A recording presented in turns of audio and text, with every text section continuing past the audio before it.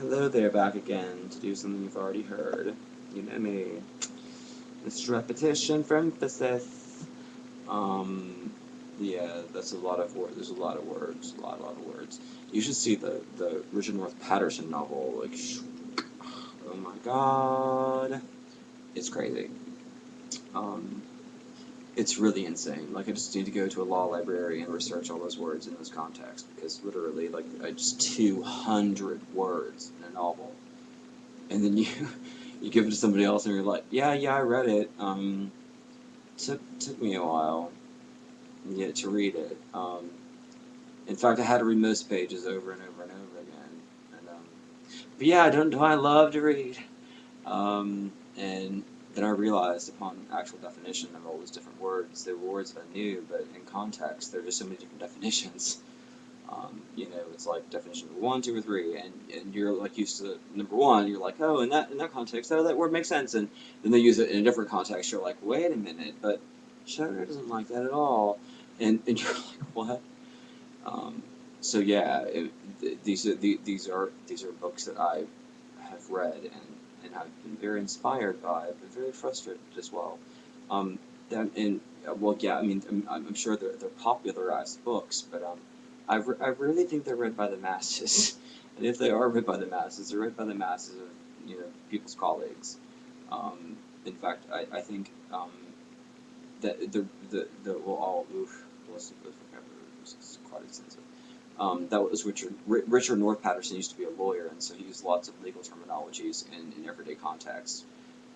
And this book was written by somebody entirely different, although there were a lot of vocabulary words were kind of duplicated in both books.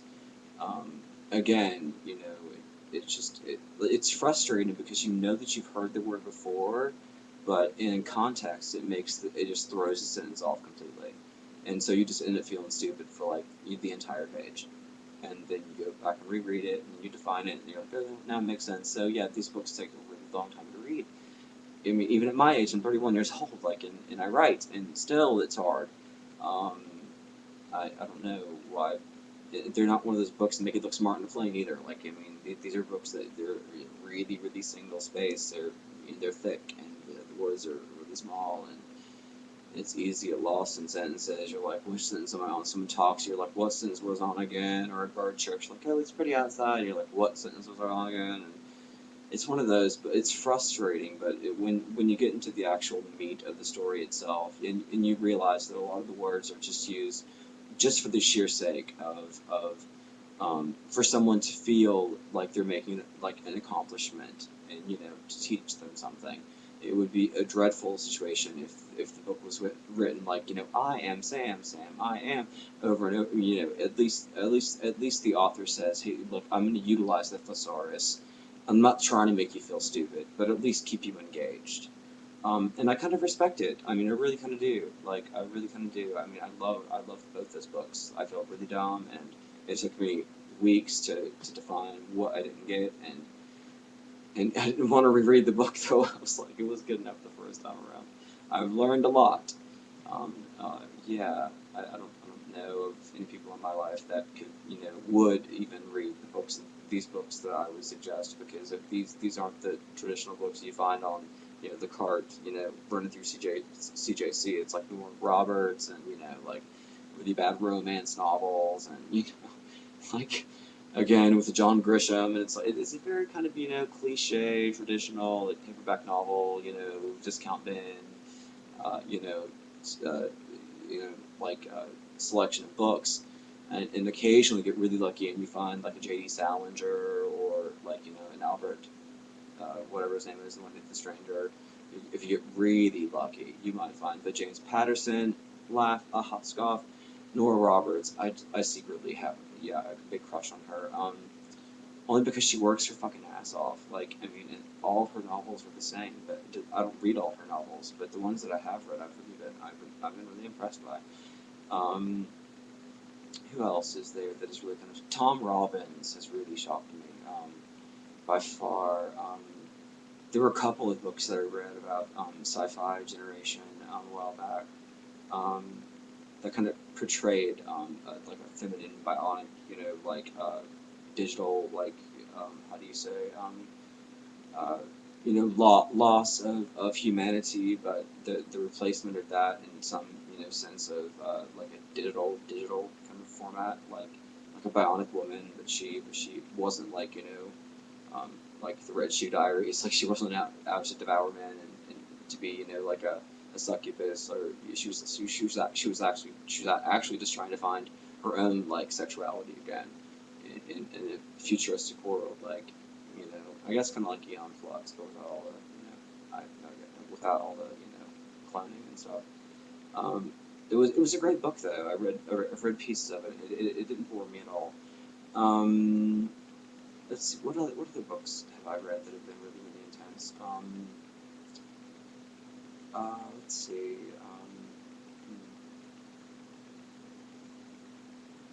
I really liked, Oscar Wilde, The Portrait of Dorian Gray, a lot, and I really, really, really, really, really hate, uh, Charles Dickens. I find him extremely tedious, and, he doesn't describe the era and time frame nearly enough for me. Like, I want to smell what the women smelled like, with dirty shoes that walked down cobblestone streets. I want to know how many lovers they took and why.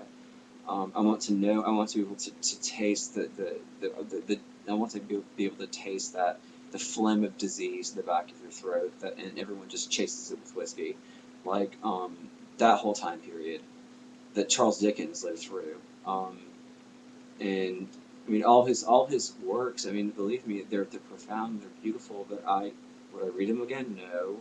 I mean, like, if David Copperfield came out in, a condensed version that wasn't so extremely, like, I mean, sure, I might read it in bits and pieces. I mean, Oliver Twist, I mean, sure, whatever, like, A Tale of Two Cities. I mean, yeah, it was a good movie, but no, I would not read the book. I mean, at all, at all. Charles Dickens bores the absolute crap, and only because he is too caught up in the connection of characters as opposed to the development of the environment.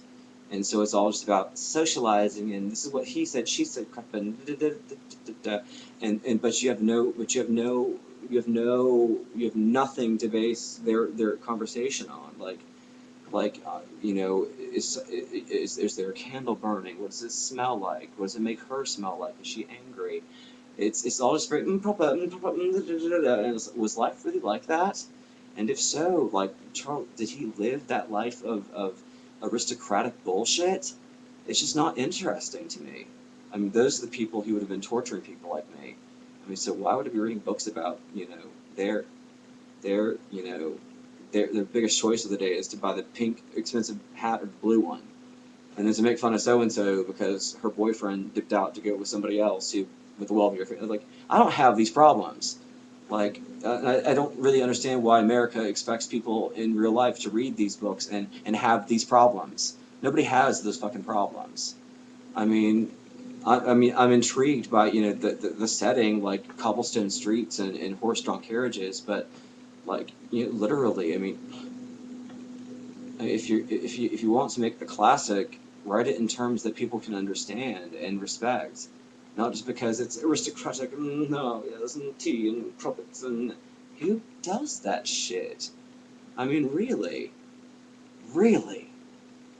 So yeah, I hate Charles Dickens. Um, I never got into Emily Dickinson at all. She was always just far too depressive for me, and it was always about a man that she couldn't have or she had. And I mean, I like the one woman play a lot, where she recited some of those poems that had affected her so deeply, and, but she didn't explain the reasons why. That was the most beautiful point. They were just still, like, poems. She's like, what do you get out of this? But they're all about some man that had just broken her heart. I mean, hell, she committed suicide, for God's sakes. And grew up in the same cabin and was just, it was subdued by this one man. I'm sorry, I just don't like her poetry. It's just. Anyway, so no, I don't read much of her. Uh, I don't really get into the whole Chronicles of Narnia nonsense. I never really got into that. I'd rather just, I don't know, like, I'd rather read nonfiction. Um, uh, Same with Lord of the Rings. Same with Star Wars. Uh, same with, oh God. Well, you know, I mean, what else is there? Lewis Carroll. I do love Lewis Carroll and C.S. Lewis. I mean, most dearly, most dearly. C.S. Lewis is my Dr. Seuss, but I haven't read all his books. I mean, but he does have that sensibility where where he's like, kids, don't be afraid to use words that aren't really words, because in the context I'm going to use them in, you know, they're not going to get it anyway. And so you're all like Gar and Gimbal, and it makes things, and the Jabberwocky, and he makes writing and literature really fun to read, as opposed to time-taking, painstaking, you know, laborious, something you have to do for somebody else. He makes reading really fun. Um, and yeah, I love that shit. I don't read enough of it, honestly. Um, who else is there? I wish I got into Jack Kerouac more, only because he opened a door to a whole, you know, genre of beat poets. I really don't like William S. Burroughs that much. Honestly, he was just a bit too addicted to things, to be in pop culture in that kind of stance. I don't really believe that he changed society at all. I didn't like Steppenwolf. Herman Hesse. I do like Herman Hesse. I didn't like Steppenwolf too much. It was kind of boring. But I do like Herman Hesse a lot, only for his quotes.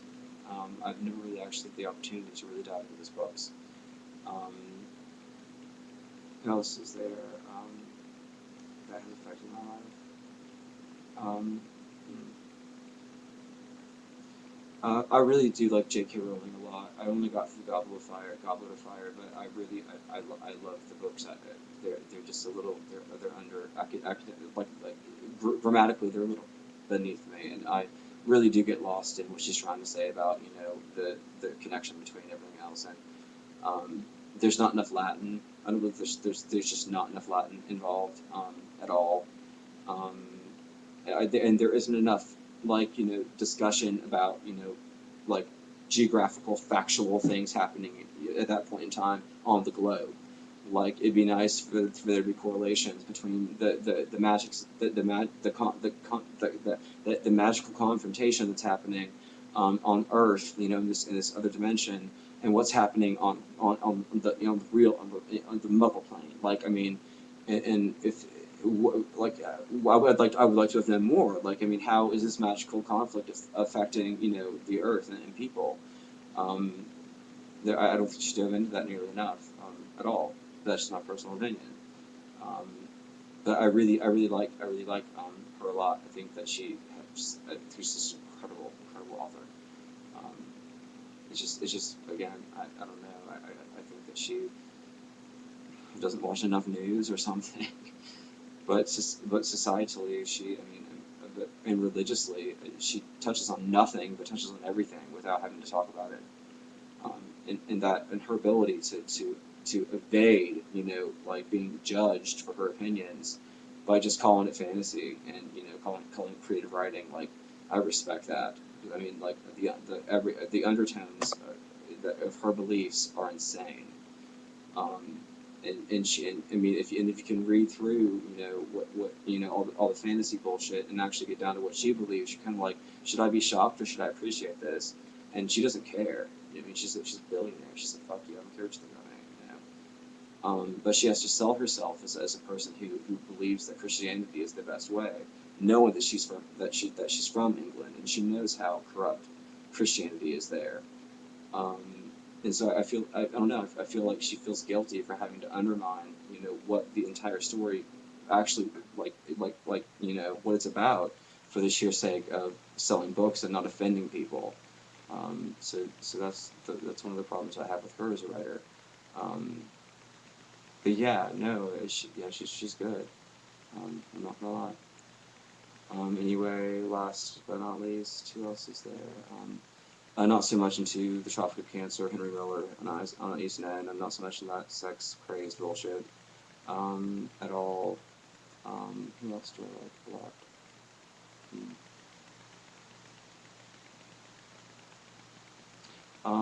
The guy who did Fear and Loathing in Las Vegas, what's his name? He was really good. Ralph Steadman. He just did the artwork, or whatever. He was really fun, only because he knew how to make fun of himself all the time. Yeah, he was good stuff. Who else is there?